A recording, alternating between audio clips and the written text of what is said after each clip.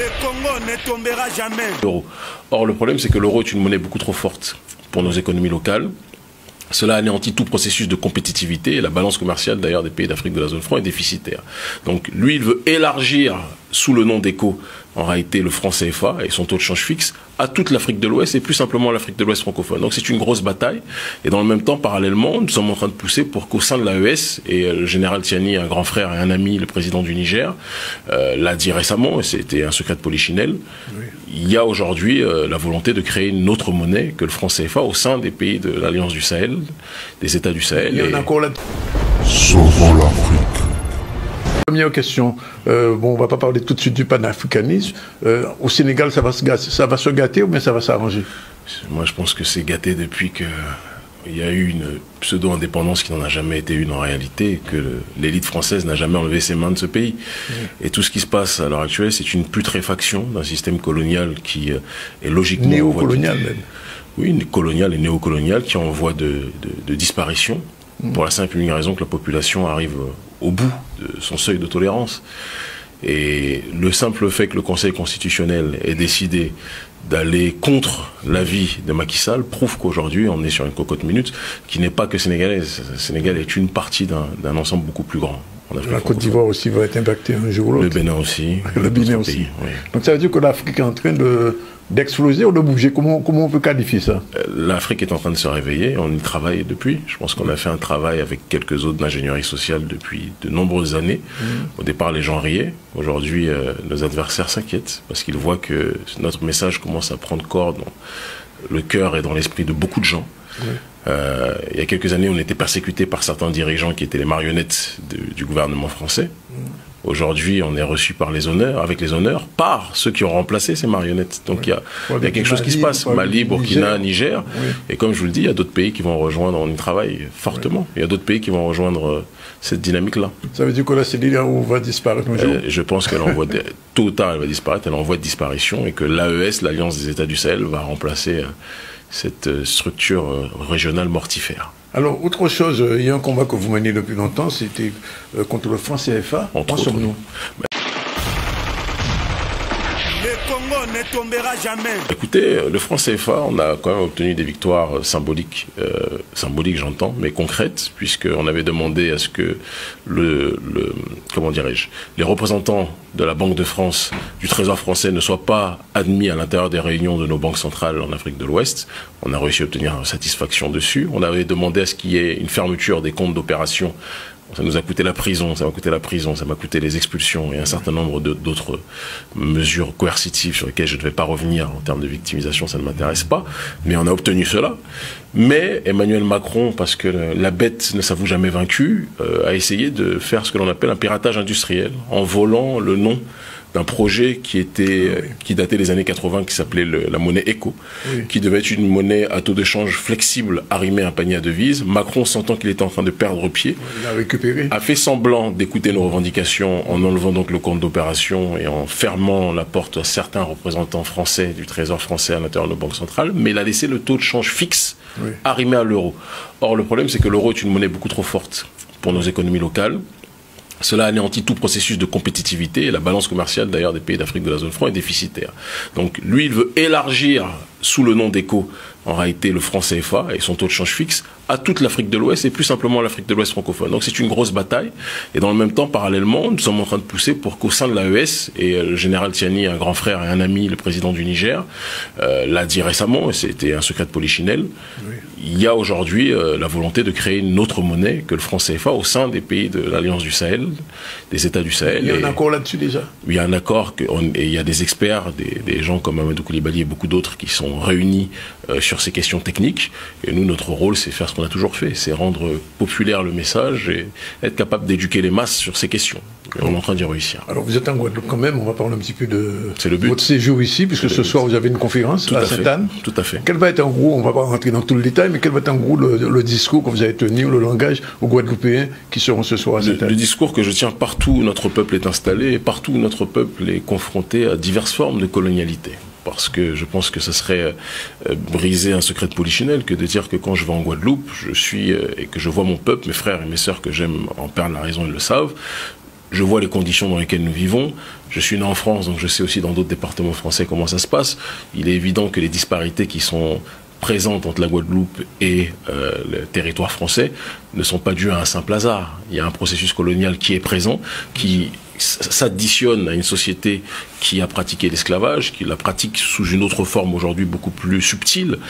Et par rapport à ces situations-là, comme on le fait quand on va en Amérique du Sud, comme on le fait quand on va en Afrique ou ailleurs, on donne des clés de réflexion pour contribuer à l'amélioration de l'organisation de nos populations face au système qui les asphyxie et leur fait perdre du temps sur un certain nombre de points.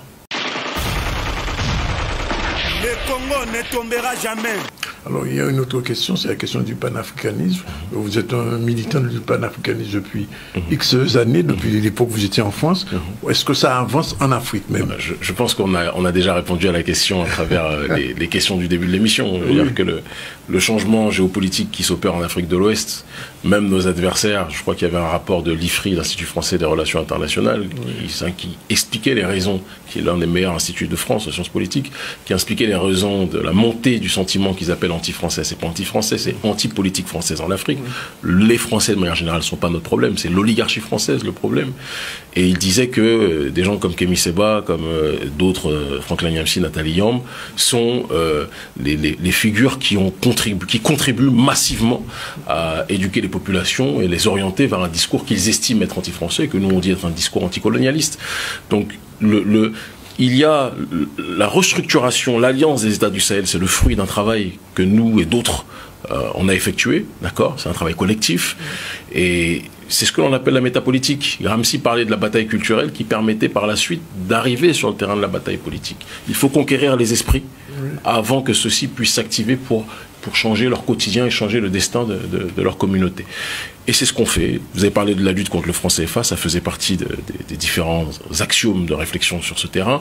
La lutte contre les bases militaires aussi, la lutte contre la corruption de nos élites, parce que je dis toujours qu'il est très facile de tirer sur la politique néocoloniale française, mais si on le fait sans s'attaquer aussi aux élites africaines corrompues, c'est de la lâcheté, de l'hypocrisie.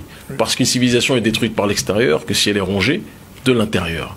Et on a des dirigeants qui sont parmi les plus corrompus de la planète, qui se réjouissent qu'on leur laisse des bacs chiches en échange du pillage de nos ressources.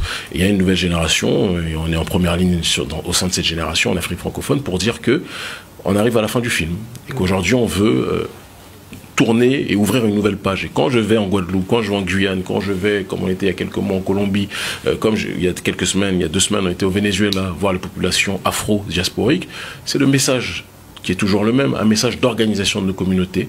Il y a une logique d'ostracisme, et je dis toujours que de l'ostracisation d'un peuple par un autre naît la volonté pour le peuple exclu de se constituer sa propre puissance. Je ne fais pas partie des gens qui pleurent, chlordécone, violence sociale, pillage social, asphyxie sociale, on le sait. Mais je pense que la seule clé à tout cela, c'est l'organisation communautaire, c'est l'amour entre nous, et c'est quelque chose qui manque beaucoup.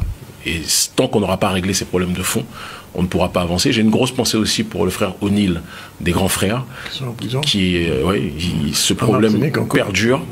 Et j'en parlerai lors du meeting, mais on ne peut pas parler au XXIe siècle d'une société qui serait une société libre, une société au sein de laquelle on est capable d'arrêter nos frères, les salir, les discriminer, les asphyxier, les incarcérer, comme si la plantation n'avait jamais quitté en réalité les lieux.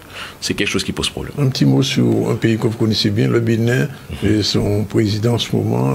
Sournois, pilleur. Prédateur économique. Vous savez qu'il était en Martinique récemment? Oui, il était mes collaborateurs, mes frères et sœurs et mes amis ont contribué à l'accueillir avec la force qui était nécessaire.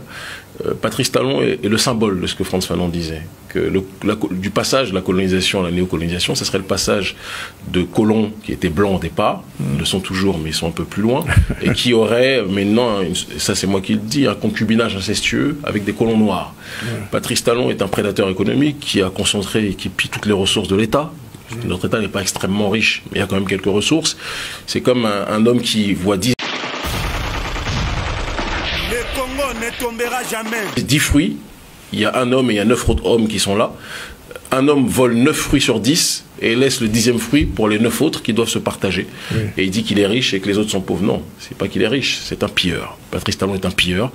Et c'est un pilleur noir qui s'associe au pilleur blanc. C'est pour ça qu'on le voit allègrement festoyer avec certains béquets. Oui. Je ne vais pas en dire trop pour ne pas poser de problème à qui que ce soit ici, mais vous savez ce que je pense. Je ne change pas selon les latitudes. Une dernière chose, en ce qui concerne les pays anglophones, comme le Ghana, comme le Nigeria, est-ce que l'idée du panafricanisme, puisqu'on sait bien qu'au Ghana, c'est né au Ghana, est-ce que ça avance? C'est né dans la diaspora, au sein des Caraïbes. Aussi. On ne le dit pas assez.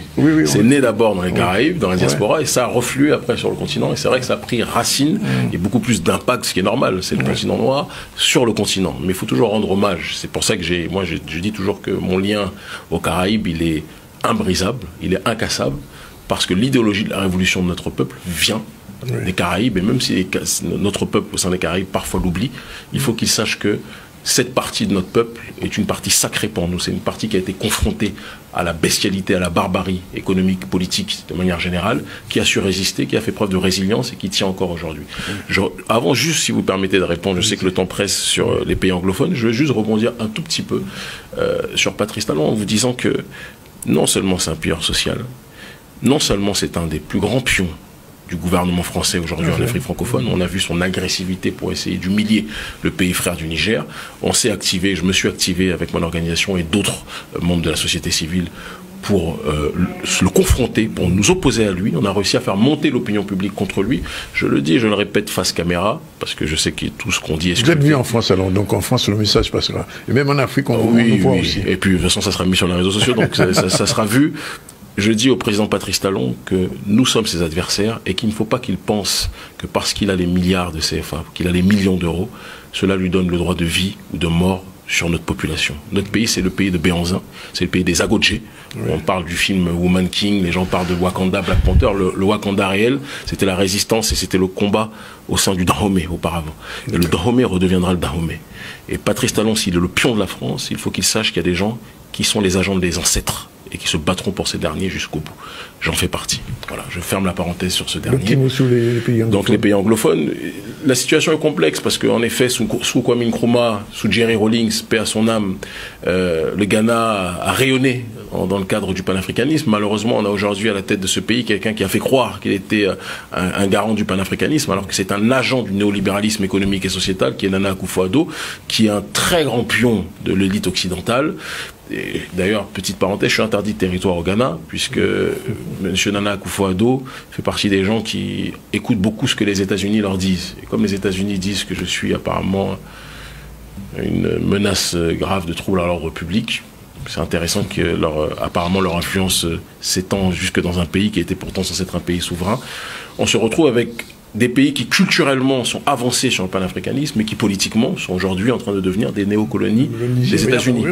Et le Nigeria, bon, on a à la tête du pays quelqu'un qui était un ancien grand dealer, qui a fait fortune dedans d'ailleurs, et entre autres, Tinubu, qui a énormément de dossiers que la CIA a à son sujet, et qui donc, si la CIA ou si le gouvernement américain dit gauche, il va dire gauche avant même que les Américains et les dirigeants américains aient fini leur phrase.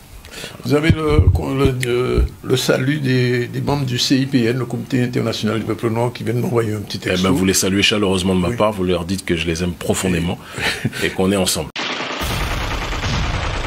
Le Congo ne tombera jamais.